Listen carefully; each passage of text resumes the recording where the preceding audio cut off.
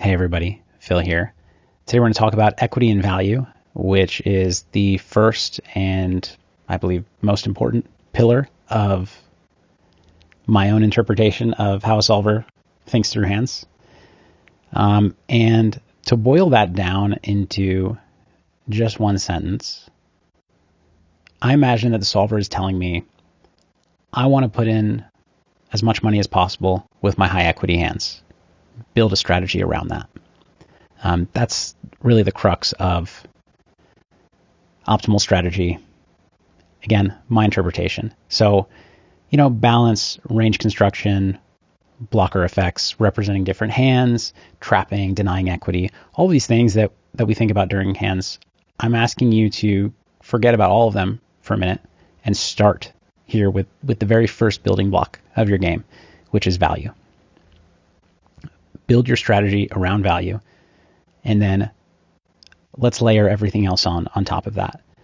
This is going to, in my opinion, allow you to think through any situation that you find yourself in. So where do we begin? I want to start with things in the most simplified terms possible. If I'm oversimplifying, basically our opponent has to defend 1 minus alpha on every street. I imagine most of you watching this video know what 1 minus alpha means, but some of you will not. So essentially, if we're playing a toy game, there's a classic one called the Ace King Queen game, where you are dealt either an ace or a queen, and I'm always dealt a king. There's $100 in the pot. I get a turn to bet first, and then you get a turn to bet second. And then, if I want to, I can raise, etc. The way this game plays out is I never bet because you have a purely polarized range. If I bet, you're just going to fold all of your worst hands except some bluff raises and then raise all your better hands. So the way this works is I start by checking. Now, you have to determine your betting strategy. The way that you want to size, and let's say it's pot limit rather than no limit, because in no limit, you actually just want to size as large as possible. Same is true in pot limit, but that size is pot. So the way you want to play is you want to bet $100 with all of your aces because they're trying to get value. And then you want to take half of your queens and bet $100 with those. What you're doing with that is forcing indifference on me. So you're bluffing half as many hands as you're value betting, and you're laying me 2-to-1 odds. So I have to call 100 to win 200. And given that you're bluffing 1/3 of the time, it doesn't matter what I do. I can't outperform a strategy by doing one thing or the other. Now, also in the ET game, I am trying to force indifference on you because if I overfold, well, now your strategy is to bet 100 with every single hand, and then you win more money. If I underfold, if I always call, for example, well, now you just bet all of your aces and check all of your queens, you win more money. So the way that I force indifference on you is that I can't make your value bets indifferent. They always want to value bet. I can make your bluffs indifferent. So if I fold half the time, when you're bluffing with a queen, risking 100 to win 100, then you're breaking even. So I'm making your queens indifferent. So your strategy, bet all your aces, half your queens. My strategy, call half the time, fold half the time. The 1 minus alpha refers to my strategy of defending half of my hands, and is essentially alpha is the percentage of, forget the formula off the top. It's basically depends on your bet size. So if I know how to calculate it, but if you're betting pot, then I have to call half the time because you're laying yourself 1-to-1. If you're betting half pot, now I have to call 2/3 of the time, and I can fold 1/3 of the time for you to break even on that bluff, and so on and so forth. So whatever the sizing that you're using, your opponent roughly, very roughly, has to defend 1 minus alpha. So with that in mind, what we want to do, now back to real poker, we want to bet the hands that want to get called down. So what does it mean to want to get called down?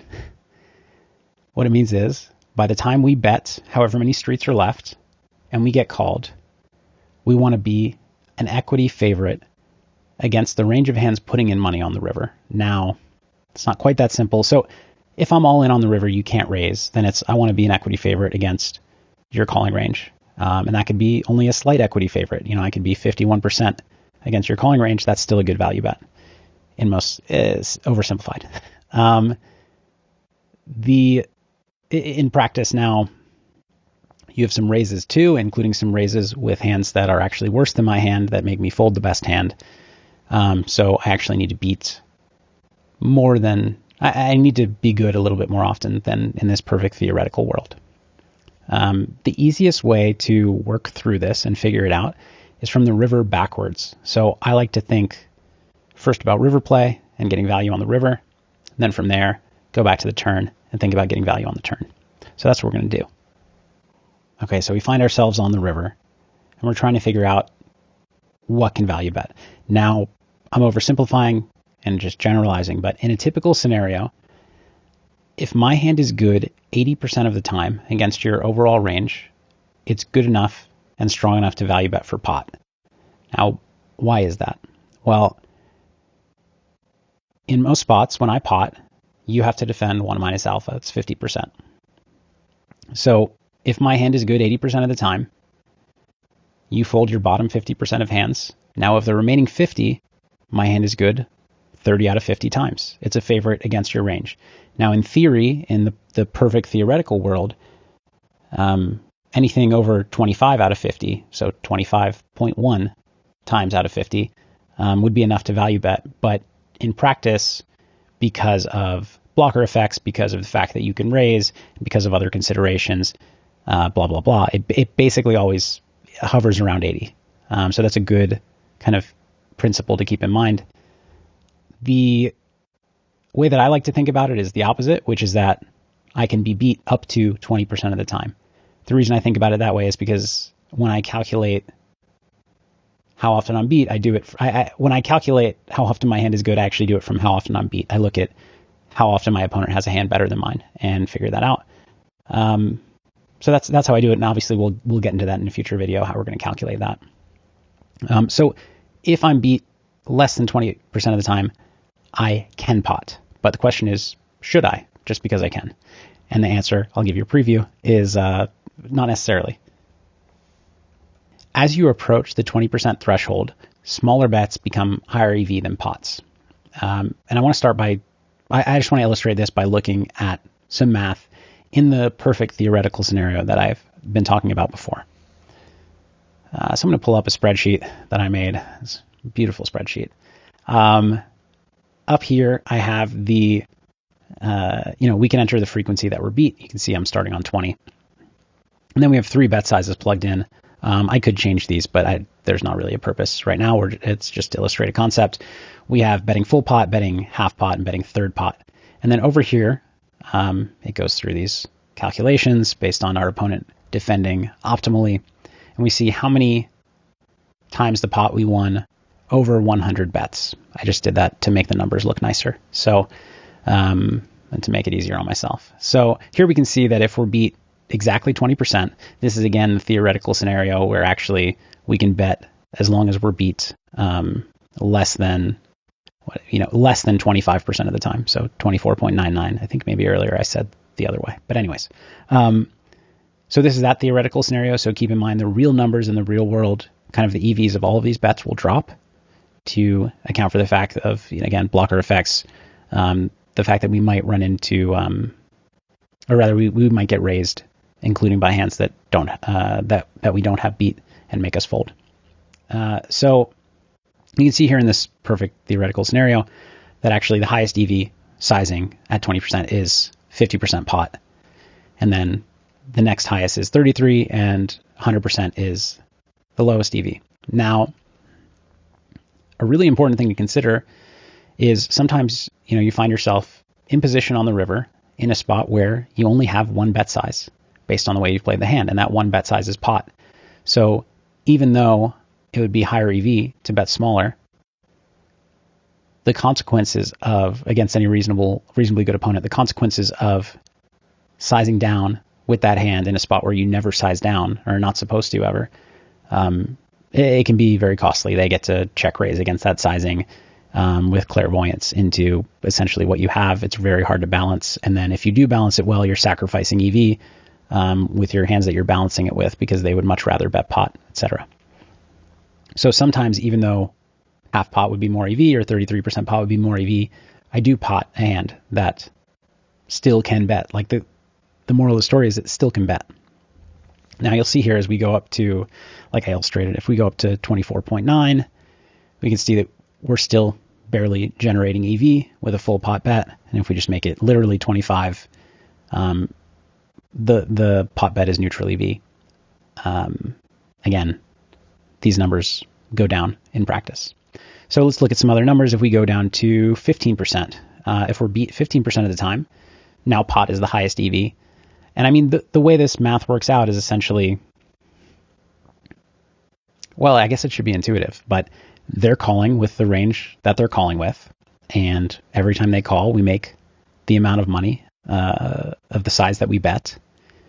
And so there exists certain thresholds where they have us beat too often, so the largest sizing is not going to do as well as a smaller sizing, which forces more calls. If we have a hand that is always good, we always want to bet as big as possible. And then, of course, build our game around that. And sometimes that means we have to drop the sizing a little bit because of our overall game plan. But again, we're starting from value. We would always want to bet as big as possible. So at 15% or so, which probably then in practice, well, let's see how high we can go. 17%. Now it's about the same to pot and half pot. So probably around here, maybe around 15% is where it gets the same in practice. Now, another really important thing to consider is, yes, we said in the real world, rather than these perfect scenarios, it's different. The value or the threshold for being beat gets lower, or the way I'm saying it does get lower, the percentage, but the threshold gets higher before you can bet. However, sometimes in a spot where, let's say you have 33% pot and full pot. So let's use an example here where I want to find similar EV between the two. Looks like 19. So at 19% beat in this example, it's slightly better to bet 33% pot. However, in practice, your opponent's going to raise much more frequently against 33% pot. And obviously this always depends on, there's a lot of nuance. Depends how the board ran out, depends what ranges you're representing. It might end up being higher EV to pot, even though if they can never raise, it's higher EV to small bet, because they play worse against your actual hand when you do that. Those kind of things, hopefully at the end of this course, are going to be intuitive to you. But I think it's hard to get into much further just now.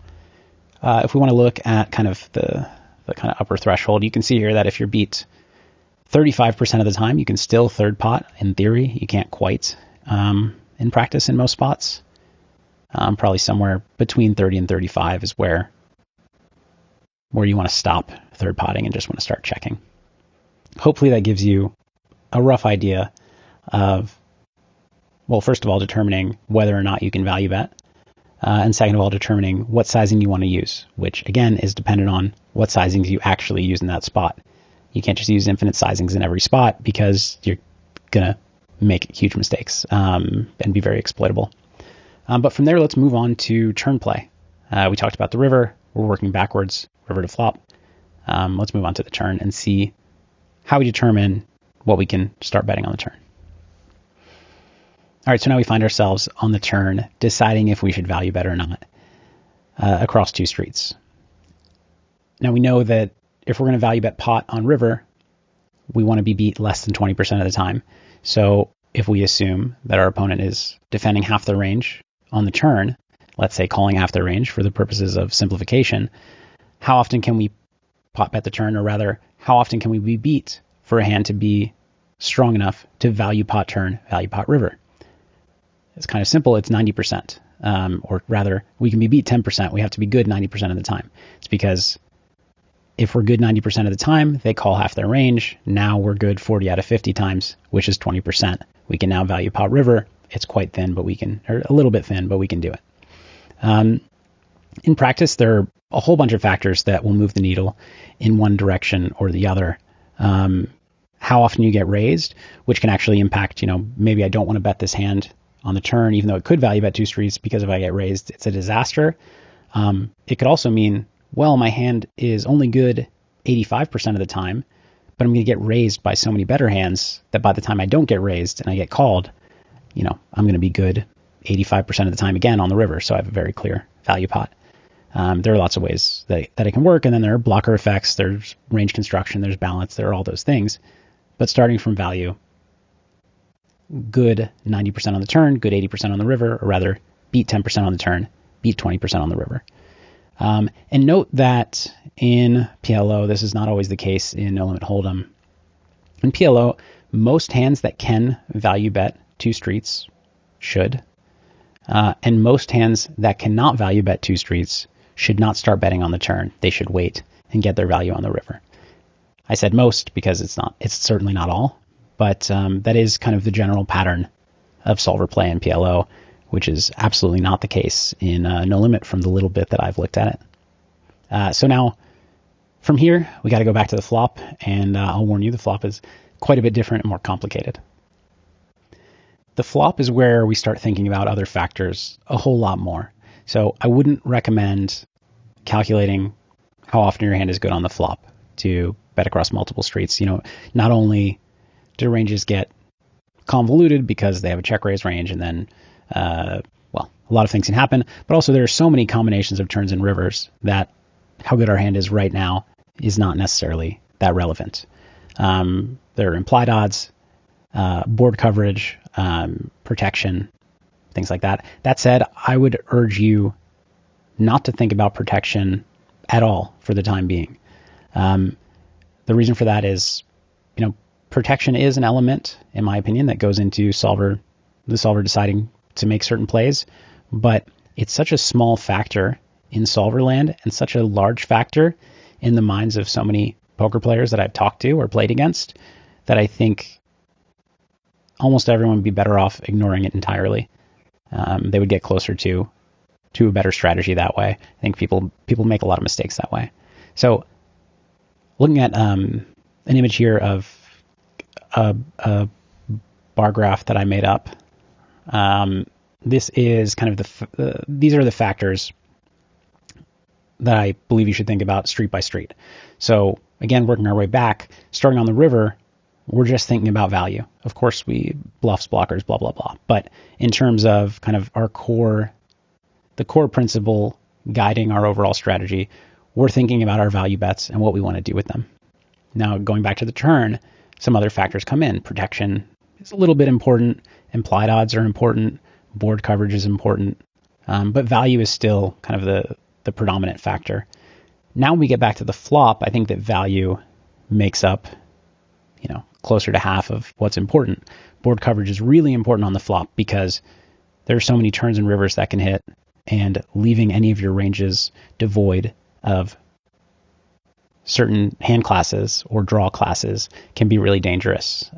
Implied odds are, of course, still important, and protection is, again, a little bit important. These are the factors that I would think about. Like I said, river, all value, turn, mostly value.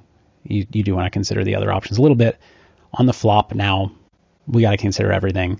And this is where, I don't do as much trying to think like a solver on the flop. I just do kind of, a rough approximation of what I've seen in a solver and kind of making sure, actually a big thing that I think through, which we're going to talk about in the next video, is making sure that I have certain hand classes in each of my ranges so that I have that board coverage. That's really key. So we've talked about value. We've talked about what can bet across multiple streets for pot.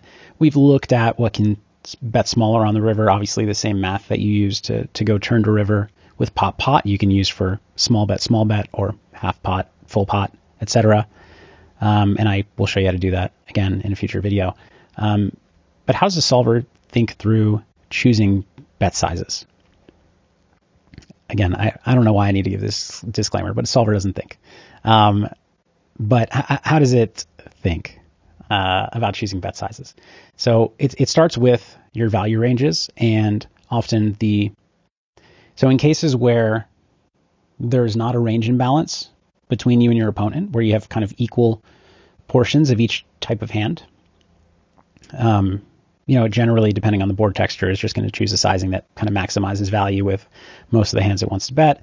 Sometimes there are often, hands that do really well in a small bet sizing and hands that do really well in a big bet sizing. So often, especially out of position, solver will really like utilizing a small and a big size, whereas in position, sometimes it really just likes using one size. There are other factors like, well, I check raised a monotone flop. I'm representing the nut flush. Nut flush only wants to pot, so I'm only going to pot. There's no sense in small betting. There are times where the range imbalances are very interesting, and the strategy that comes from it is very interesting. So let's say there's an example where there's a straight and a flush present on the board, and we have an equal amount of flushes and equal amount of nut flushes, but you have no straights and I have a whole bunch of straights. So now I have a range advantage, but in a very specific hand category. It's in kind of second tier hands. I want to leverage that range advantage by using a small sizing. So the solver will then pick a small sizing, and it won't just pick a small sizing in some of these spots with the straights and then a few flushes to balance. It actually oftentimes will move all of the flushes into the small sizing range, because that range advantage is such a key component to developing your strategy that it doesn't want to split flushes into another range. It wants them all to protect and balance that really important range. These are a few examples. And again, when we get into spot specific videos, of which there will be many, we'll talk about them in more detail. Oftentimes I hear players say, well, I want to use a small sizing here because it's really effective for my bluffs, or it's really good, lays me a great price on my bluffs. Hopefully by now, I don't want you to think like that. I want you to start with value. If you don't have hands that want to value bet for a small sizing, and that's not a part of your strategy, then I don't care if your bluffs want to bet a small sizing. They need to correspond to your value bets in the sizing you choose. So we'll cover sizings in literally every part of the game tree with every major part of the game tree. There'll be some obscure spots that we won't cover, but for now, just generally be aware of these factors. So to sum up, one, equity is king. We're building a game around value, and high equity hands want to put money in. So let's build a strategy such that we get to put money in with those high equity hands and then have balance and are not exploitable. The 80-20 rule, the 90-10 rule, beat 20% of the time. I think it's just a very good heuristic to have in mind, that if my hand is beat 20% of the time or less, I can value bet for pot on the river. And then it's something in the low 30s for a small bet, being like third pot. Obviously, the smaller you go, the higher that number can go. And half pot is, I'm now just off the top of my head, probably high 20s, maybe mid 20s. Anyways, and then work backwards from the turn, from the river to the turn. And on the flop, it's just entirely different. And not the most important factor, but a very important factor, make sure you're choosing sizings based on what your value hands want to do, not based on what your bluffs want to do, not what feels the most comfortable, but what your value hands want to do. And you will not go wrong.